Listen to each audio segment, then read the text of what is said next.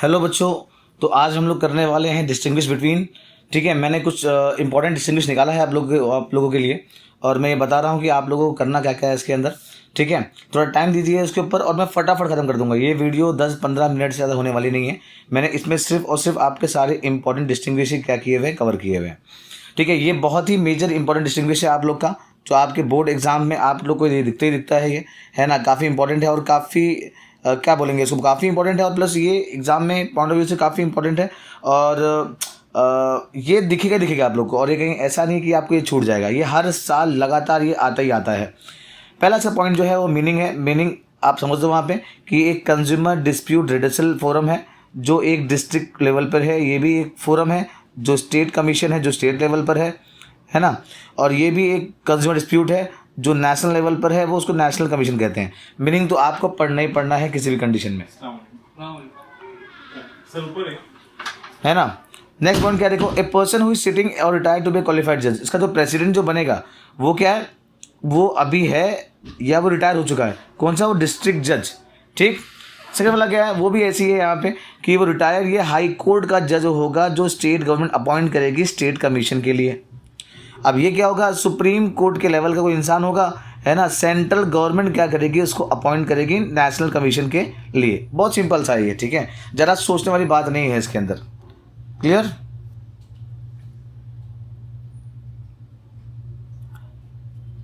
अब जो इसका नेक्स्ट टॉपिक है वो है, नेक्स्ट पॉइंट जो है इसका वो है नॉट लेस देन मेंबर्स बोलेंगे तो not less than 2 and not more than such number of members as many prescribe by the constitution of the central government.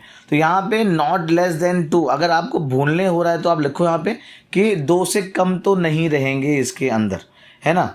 और डिस्ट्रिक्ट फोरम में नॉट लेस देन 4, और नेशनल स्टेट कमीशन में not less than 4 and national commission not less than 4। लेकिन वही same चीज़ है as prescribe by the commission. जो भी आपको नंबर्स दिए रहेंगे उसके हिसाब से ही आपको इन सारी चीज़ों को, जो मेंबर्स हैं उनको अपॉइंट करना पड़ेगा। नेक्स्ट पॉइंट आता है आप लोग का membership tenure.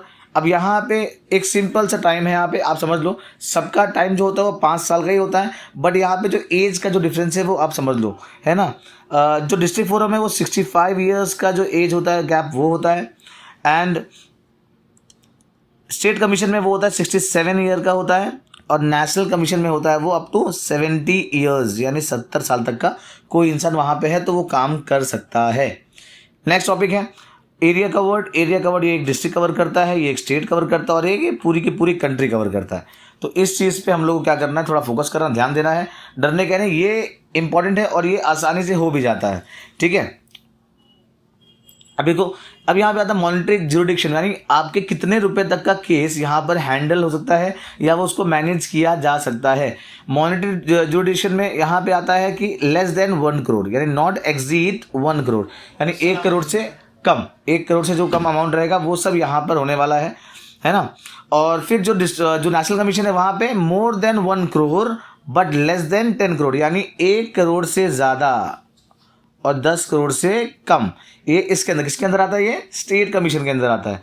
And the last one is national commission. यहाँ पे 10 करोड़ से जितने भी ऊपर केस रहेंगे, 10 करोड़ प्लस केस रहेंगे, वो सब इसके अंदर क्या होते हैं, इंक्लूड होते हैं। मैंने कल आप लोग को वो ऑब्जेक्टिव वाले वीडियो में दिखाया था मैंने, और अभी भी ये चीज़ वापस हम लोग को आ गई है। तो इंपॉर्टेंट है, तुमको करना ही करना है किसी भी कंडीशन में इस चीज़ को, है कि नहीं। And the next thing is फिर देखो यहाँ पे अपील। अगर आप इसके फैसले से सेटिस्फाइड नहीं है आप, तो अपील अगेंस्ट डिस्ट्रिक्ट फोरम या commission can be go to state commission. State commission कहाँ पे जाएगा, नेशनल कमीशन पे जाएगा, और नेशनल कमीशन का कहाँ पे जाता है, वो जाता है सुप्रीम कोर्ट में। At the end supreme court ने अगर कोई फैसला कर दिया तो वो पक्का हो गया, फाइनल हो गया। इसके अलावा कोई फैसला मुकम्मल होने वाला नहीं है। एंड फॉर दिस ये आप लोग को 4 मार्क्स के लिए आता है, काफ़ी इंपॉर्टेंट है, और ये हम लोग को एग्जाम में कंपलसरी क्वेश्चन है। यानी ये मैं कुछ करूँ या ना करूँ, मैं अगर इसको करके गया तो मुझे 4 मार्क्स तो मुझे मिल ही जाएगा किसी भी कंडीशन में। तो for this you have to study this very hard, और ये पढ़ना ही पढ़ना, ये आपको एग्जाम में दिखेगा, है ना। आपने कोई गुनाह किया रहेगा ना तो एग्जाम में नहीं आएगा ये, वरना ये एग्जाम में आता ही आता है, 100% के एग्जाम में आएगा ही आएगा। ठीक है, तो फटाफट इसको अच्छे से आप लोग कर लीजिए। अब ये हमारा नेक्स्ट टॉपिक है road transport rail transport, water transport and air transport. बहुत इजी टॉपिक है, आपने काफ़ी बार इसको किया रहेगा, बचपन से आप इसको करते आ रहे हो, आप लोग को तो बहुत इजी लगेगा ये चीज़। ठीक है, बहुत ऐसा हार्ड एंड फास्ट रूल इसके अंदर नहीं है कि आप कोई चीज़ करना है किसी भी कंडीशन में, वरना आप नहीं कर पाओगे, तो ये बहुत बेकार है ये। ठीक है, पहला वाला है स्पीड। रोड ट्रांसपोर्ट है ना, एक लिमिटेड स्पीड है भैया, आप बहुत लंबा इसे भगा नहीं पाओगे क्योंकि एक्सीडेंट वगैरह के चांस इसमें काफ़ी हो जाते हैं, है कि नहीं। रेल ट्रांसपोर्ट की स्पीड थोड़ी ज़्यादा होती है बिकॉज वो ट्रैक पे चलता है ना। वाटर स्लोएस्ट है और फास्टेस्ट कौन सा है, एयर ट्रांसपोर्ट है। कैरिंग कैपेसिटी इसमें लिमिटेड है, इसके पास यूज है।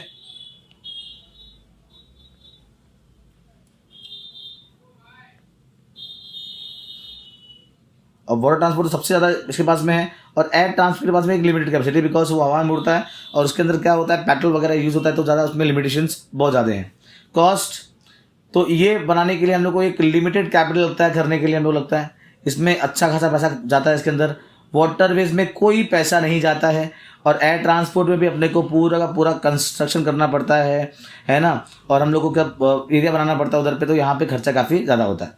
डिस्टेंस, ये शॉर्ट डिस्टेंस के लिए अच्छा है, ये शॉर्ट लॉन्ग दोनों के लिए अच्छा है कि नहीं। और ये जो हमारा है, जो कोई कंट्री कॉन्टिनेंट में अगर हम लोग ट्रेडिंग एक्टिविटी कर रहे हैं, हम लोग एक्सपोर्ट इंपोर्ट कर रहे हैं, तो वहाँ पे उसके लिए ये अच्छा है, और ये लॉन्ग डिस्टेंस के लिए काफ़ी अच्छा है। फॉर एग्जाम्पल यहाँ से मुझे अमेरिका जाना है इधर पे, तो मैं एयर ट्रांसपोर्ट का सहायता करूँगा मैं।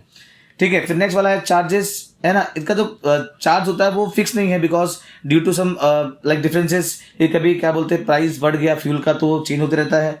रेल ट्रांसपोर्ट का भी सेम वैसे ही है, लो होता है कंपैरेटिवली, आप इजीली ट्रैवल कर सकते हो, है ना। ट्रांसपोर्ट इसका भी बहुत कम होता है ना। लेकिन जो एयर ट्रांसपोर्ट होता है बिकॉज ये फास्ट है और एफिशिएंट है, तो इसका क्या है, बहुत ज़्यादा है।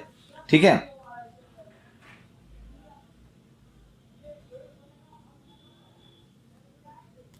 अब यहाँ पे डोर टू डोर सर्विसेज, अपने को रोड ट्रांसपोर्ट में डोर टू डोर सर्विसेज मिलता है ना भैया। ट्रेन हमारे घर पे नहीं आती है तो नहीं मिलता है ना। समंदर हमारे घर के बाजू में तो नहीं है तो नहीं आता इधर पे, और ना या इसमें हम लोग को मिलता है। तो डोर टू डोर सर्विसेज सिर्फ और सिर्फ रोड ट्रांसपोर्ट में मिलता है, बाकी तीनों पर नहीं मिलता है। मीन्स ऑफ ट्रांसपोर्ट, यहाँ पे मोटरसाइकिल, कार्स यूज करते हैं बिकॉज वो सब चीज़ें रोड पर चलती हैं, है ना। इसमें हम लोग ट्रेन या गुड्स बोलते हैं ना, जो मालगाड़ी हो गई, तो यहाँ फिर इंसान यहाँ से वहाँ जाता है या फिर माल यहाँ से वहाँ जाता है, क्लियर एकदम।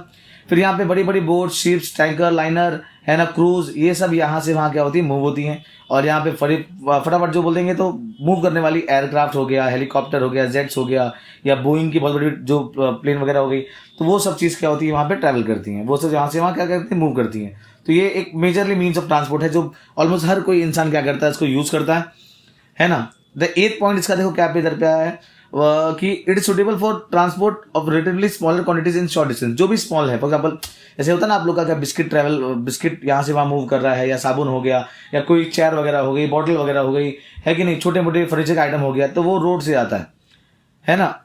जो बड़ा बड़ा सामान हो गया, जैसे आपको बहुत बड़ा कोल हो गया, कोई प्लांट हो गया, कोई मशीनरी हो गई, वो सब रेलवे से जाते हैं, है कि नहीं। और भी बड़ा बड़ा हो गया कि मुझे माल को या सामान को एक जगह से दूसरी जगह अपने को अलग अलग क्या बोलते हैं कंट्री से भेजना है या कुछ करना है, तो यहाँ पर आती है कहाँ पे, शिप्स का यूज़ करते हैं वो लोग, वाटर ट्रांसपोर्ट का। एंड लास्ट में जो पेरिशेबल गुड्स होते हैं या फिर जो बहुत वैल्यूएबल गुड्स होती है, डायमंड्स हो गया, है ना, कोई फ्रूट्स वगैरह हो गया, तो फटाफट इसको ट्रांसपोर्ट करना होता है हम लोग को बिकॉज वो सड़ जाएगा, है ना। तो उसकी सूटेबिलिटी के हिसाब से पेरिशेबल गुड्स क्या होते हैं, वो एयर ट्रांसपोर्ट से मूव किए जाते हैं या उसको किए जाते हैं।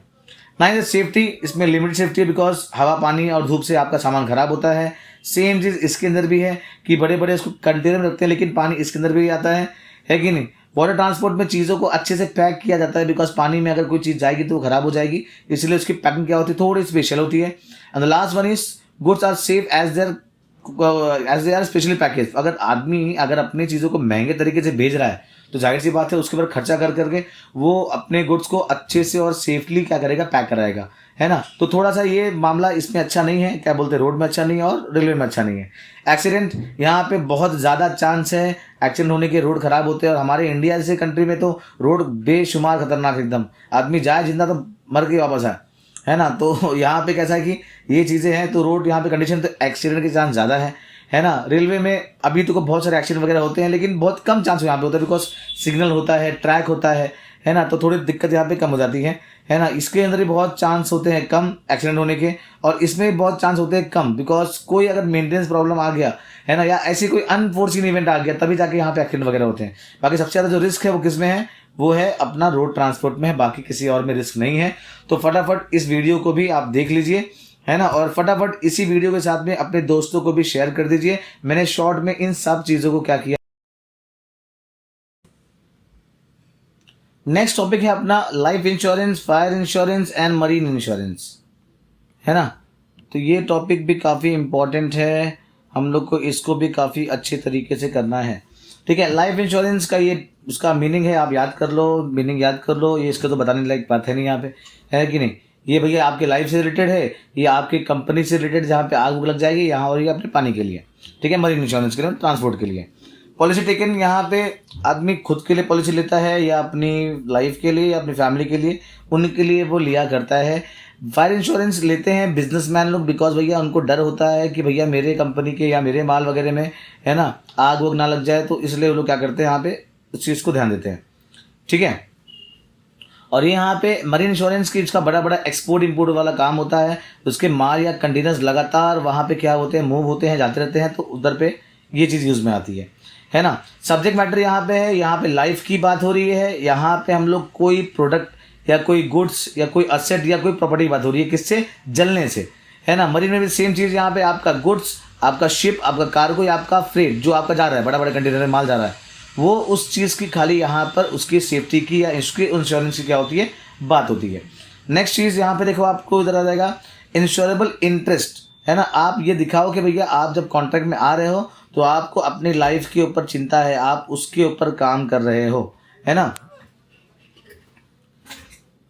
है ना। और फायर इंश्योरेंस में कैसा है कि आप it must exist both the time of contract and also time of loss, आपको दोनों में इंटरेस्ट दिखाना पड़ेगा। भाई देखो, अगर ऐसा नहीं कि अगर आपका माल जल रहा है तो आप सेफ्टी से बैठ जाओगे, भैया मेरा माल जल गया, मेरा तो इंश्योरेंस है, नहीं। आपको वहाँ पे एक्टिविटी ले करके उस चीज़ को मिनिमाइज करना पड़ेगा, उस काम को मिनिमाइज करना पड़ेगा, तो ये भी ज़रूरी है। And same goes for marine insurance. Tenure, ये यहाँ पर आपके ज़िंदगी तक का रहता है। आपका लाइफ इंश्योरेंस जब तक आप मर नहीं जाओगे तब तक वो चलने वाला है कि नहीं। आपका लाइफ एक पर्टिकुलर टाइम होगा या पर्टिकुलर एज होगा, या जब तक आपकी लाइफ एंड नहीं हो जाएगी तब तक होता है। ठीक है, फायर इंश्योरेंस बहुत शॉर्ट टाइम के लिए, जनरली 1 साल के लिए होता है वो, है कि नहीं। और ये भी ऐसे ही होता है, एक शॉर्ट पीरियड के लिए होता है या फिर कुछ महीनों के लिए होता है। मतलब कि अपनी शिप यहाँ से वहाँ अगर पहुँच गई तो अपने को दिक्कत नहीं है ना, बस वो उसी टाइम के लिए होता है। मतलब एक जो पर्टिकुलर कार्गो एक जगह से अगली जगह पे जा रहा है, वो वहीं तक का हमको ये पूरा चीज़ इंश्योरेंस के तौर पर मिलती है। कंपनसेशन, यहाँ पे अगर कोई इंसान, है ना, पहले अगर वो अपना पॉलिसी विड्रॉ करा लिया तो उसको मिल जाएगा, या फिर उसको मरने के बाद में मिलता है।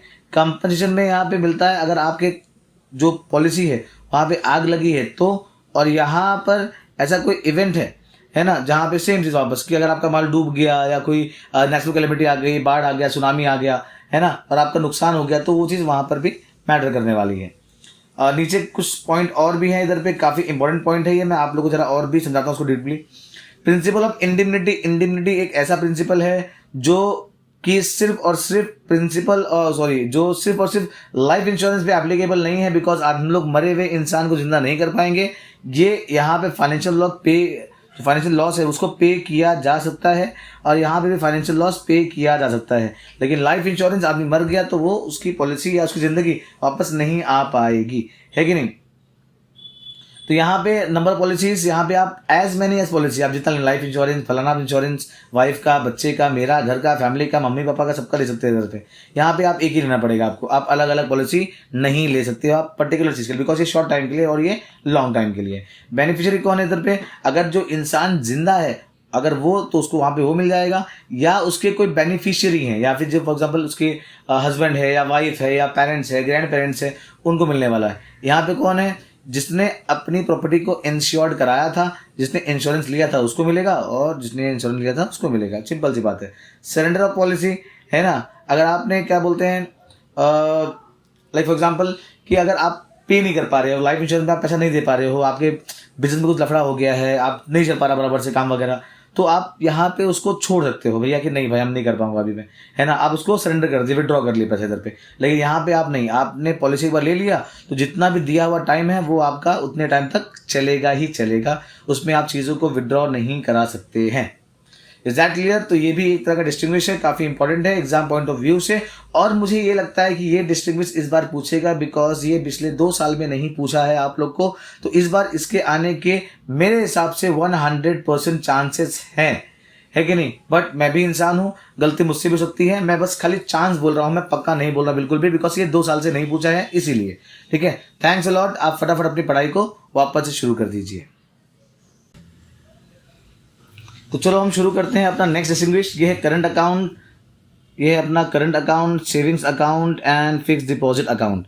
ठीक है, तीनों ही इंपॉर्टेंट है ना। और कैसा है कि ये अपने को बार बार पूछता भी है एग्जाम में, पॉइंट ऑफ व्यू से इंपॉर्टेंट भी है।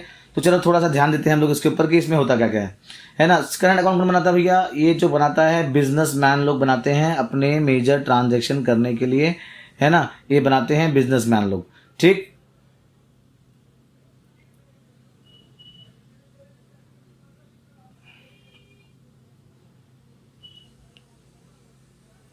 फिर सेविंग्स अकाउंट में बनाता है यहाँ पे कि जो भी अपने ऐसे जॉब करने वाला आदमी है वो क्या करता है, वो सेविंग्स अकाउंट बनाता है, बिकॉज उसको पैसे अपने बैंक में क्या करने होते हैं, सेव करने होते हैं, जमा करने होते हैं। ठीक है, फिर यहाँ पे fix deposit account, for example मैंने बहुत सारे पैसे जमा कर लिए यहाँ पे और मुझे कोई जरूरत नहीं उस चीज़ की, तो मैंने पैसे को फिक्स अकाउंट में डाल दिया है उसको। इन फ्यूचर मुझे जरूरत पड़ेगा तो मैं उसको यूज़ कर सकता हूँ अपने कोई और फर्दर काम के लिए। विड्रॉल्स, है ना, करंट अकाउंट में हम लोग आसानी से क्या कर सकते हैं, चेक्स वगैरह दे करके हम लोग पैसा विड्रॉ कर सकते हैं। किसमें, है ना, करंट अकाउंट में। सेविंग अकाउंट में आप सेम चीज, चाहे विड्रॉल स्लिप या चेक दे करके आप कर सकते हैं। फिक्स अकाउंट में आपको ये फैसिलिटी नहीं है, बिकॉज वहां पे आपका पैसा एक पर्टिकुलर पीरियड के टाइम क्या हो गया है, जमा हो गया है, आप वहां पे उस चीज को यूज नहीं कर सकते हैं। देन डॉक्यूमेंट्स, अब यहाँ पे आपको चेकबुक मिलता है, स्टेटमेंट ऑफ अकाउंट मिलता है, पेइंग स्लिप बुक मिलता है, बिकॉज आप वहां पे बहुत सारे ट्रांजेक्शन लगातार एक कॉमन बेसिस पे आप क्या कर रहे हैं, वहां पर निभा रहे हैं। डॉक्यूमेंट यहाँ पे सेम चीज, अगर वहां पे भी आपको सेम मिलता है, यहाँ पे सेम मिलता है, बिकॉज आपका एक्चुअल में यहाँ पे बैंक से कुछ ना कुछ ट्रांजेक्शन हो रहा है। एंड थर्ड यहाँ पे आता है आप लोग का the bank give fix deposit receipt. आपने पैसा जमा कर दिया, सिर्फ आपको एक रिसीट मिलेगा, हाँ, क्योंकि हमारा पैसा बैंक के पास रखा हुआ है, तो बैंक उसके एक प्रूफ के लिए एक रिसीट, एक पावती आपको देगी, भैया कि देखो आपका पैसा हमारे पास जमा है, आप उसकी चिंता मत करो, जब आपको पैसा चाहिए रहेगा तो आप क्या करोगे, हमसे पैसा ले लोगे। हु टेक्स इट, अब ये बिजनेसमैन, फर्म्स या इंस्टीट्यूशन के लिए जरूरी है। It is schedule for fix income wages, जो छोटे मोटे लोग हैं जो मजदूरी करते हैं या काम करते हैं या सैलरी जो अर्न करते हैं, वो लोग क्या करते हैं, सेविंग अकाउंट में अपना पैसा रखते रहते हैं। As I told you earlier कि जो फिक्स डिपॉजिट वाले जो लोग हैं, ये लोग, इनके पास में ना पैसा एक्स्ट्रा होता है ना, पैसा रखा हुआ है, कोई काम का नहीं आ रहा है, कोई यूज में नहीं आ रहा है, तो ये लोग क्या करते हैं, इन सब चीज़ों को अच्छे से निभा करके, लाइक जमा करके वो बैंक में डालते हैं कि भैया इन फ्यूचर मुझे वो पैसा क्या आ जाएगा, काम में मुझे आ जाएगा, कोई फंक्शन करना है, शादी करना है, कुछ करना है, तो वहां पे उसको इस्तेमाल किया जा सकता है। अब देखो यहाँ पे रेस्ट्रिक्शन यहाँ पे है कि नहीं, आपको यहाँ पे कोई रेस्ट्रिक्शन इसमें नहीं है। अगर आपके अकाउंट में पैसा है, ठीक है, तो आप आराम से कोई भी ट्रांजैक्शन आराम से यहाँ पे कर सकते हो, है कि नहीं। और यहाँ पे ये कुछ, यहाँ पे कुछ रेस्ट्रिक्शन है इधर पे, बिकॉज आपका जो पैसा है, अगर उसमें पैसा नहीं रहेगा तो आप इसमें कुछ भी काम नहीं कर पाओगे। और यहाँ पे एक फिक्स पीरियड है ना। अब फिक्स पीरियड के बाद में आपको क्या मिलेगा, इधर पे इंटरेस्ट मिलेगा। अगर आपने पैसा पहले निकाल लिया तो आपको इंटरेस्ट नहीं मिलेगा, या मिलेगा तो वो आपको लो इंटरेस्ट मिलेगा, जिससे आपका नुकसान हो जाएगा, है ना। करंट अकाउंट पे इंटरेस्ट नहीं मिलता है, सेविंग्स पे कम मिलता है, और फिक्स डिपॉजिट पे सबसे ज़्यादा मिलता है, बिकॉज वो बैंक के पास में लंबे समय तक रखा हुआ है। नेचर ऑफ अकाउंट एक कंटिन्यूस नेचर में है, आज ट्रांजेक्शन किया, कल किया, परसों किया, ये लगातार चलते रहेगा, सेम ये भी। एंड यहाँ पे ऐसा नहीं, आपने एक टाइम ही आपने इस पर क्या किया, ट्रांजेक्शन किया, उसके बाद में, है ना, जब पैसा मैच्योर हो जाएगा तभी आपको वो मिलता है कि नहीं। फैसिलिटी यहाँ पे ओवरड्राफ्ट फैसिलिटी मिलती है, यानी अगर आप अपनी लिमिट से ज़्यादा पैसा भी विड्रॉ करोगे तो आपको दिक्कत इसमें नहीं है। फॉर एग्जाम्पल मेरे अकाउंट में 2 लाख रुपया है, मुझे सामने वाले को 3 लाख रुपए का चेक देना है तो मैं दे सकता हूँ, बिकॉज ये 1 लाख रुपया मेरे अकाउंट में क्रेडिट हो जाएगा, उधार हो जाएगा, मुझे बैंक को वापस पे करना है। अगर मैंने दिए हुए टाइम पे पे नहीं किया तो मुझे इंटरेस्ट भी पे करना पड़ेगा। लेकिन सेविंग्स अकाउंट में कोई भी आपको ओवरड्राफ्ट फैसिलिटी नहीं है, और यहाँ पर आपको तो यहाँ फैसिलिटी है ही नहीं, बिकॉज आपने जो पैसा जमा किया है बैंक में वो आपका 90% किसी और को लोन दे दिया गया है, तो यहाँ पे आपको ओवरड्राफ्ट फैसिलिटी तो है ही नहीं, आप ले ही नहीं सकते उसको। ये जब आपका पैसा मैच्योर हो जाएगा तभी ये मिलने वाला है आपको, ठीक है। तो फटाफट ये वाला भी आप लोग क्या कर लेंगे, कर लेंगे।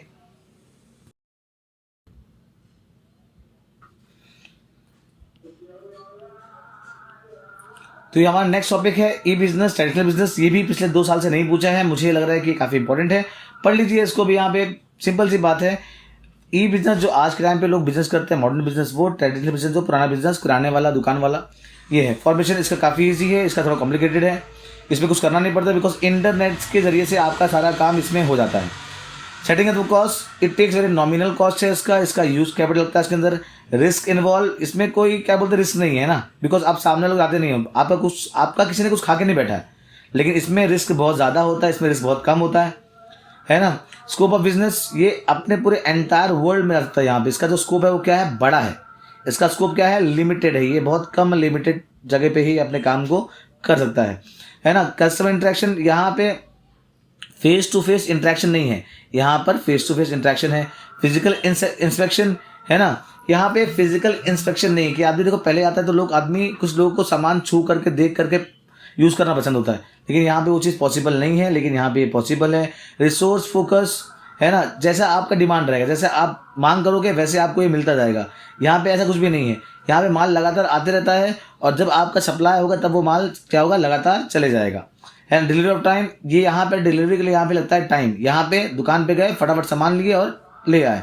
यूसेज, यहाँ पे अपना जो टाइम है और जो एक पैसा है वो भी क्या होता है, कई बार बच जाता है कि नहीं, हमको कहीं जा निकलना नहीं पड़ता है, हम वो टाइम में कोई और काम को आसानी से कर सकते हैं और सामान हमारे घर पे आसानी से आ जाएगा, है ना। और ये बहुत पुराना मेथड है यहाँ पे, है कि नहीं, वहाँ पे लोग पहुँच ही नहीं पाते, बहुत लोग अभी भी चीज़ों को डिजिटली यूज़ नहीं करते हैं, है ना। नेक्स्ट टॉपिक है यहाँ पे एक्सेसिबिलिटी। ये कभी भी आप रात में 4 बजे उठो, 6 बजे उठो, 2 बजे उठो, आप ऑनलाइन ऑर्डर करोगे, आपका ऑर्डर एक्सेप्ट हो जाएगा। बट इन दिस केस नहीं है भाई, यह दुकान हमारी 9 बजे से लेकर के 9 बजे तक चलती है, आप उसी टाइम पे सामान को ले सकते हैं। द लास्ट थिंग, ये बहुत ज़्यादा बिजनेस कर सकते हैं, इसका स्कोप बहुत ज़्यादा बड़ा है और ये अलग अलग जगह पे बिजनेस करते हैं। फॉर एग्जाम्पल आप ले लो अमेजोन वगैरह ले लो, है ना, फ्लिपकार्ट ले लो, लेकिन ये बहुत छोटा है, किराने की दुकान है, ये बहुत ज़्यादा एक्सपांड नहीं हो पाती है, बहुत ज़्यादा बढ़ नहीं पाती है, ठीक है। तो इस डिस्टिंग्विश को भी आप लोग काफ़ी अच्छे से और काफ़ी मेहनत तरीके से बेटा उसको कर लो। एक लास्ट डिस्टिंग्विश बचा हुआ है, मैं आप लोग को वो भी एक्सप्लेन कर देता हूँ, बिकॉज मेरे हिसाब से मेरी नज़र में ये 6 डिस्टिंग्विश काफ़ी इंपॉर्टेंट है, आप लोग को इन सारे डिस्टिंग्विश को अच्छे तरीके से कर लेना चाहिए। क्लियर एकदम।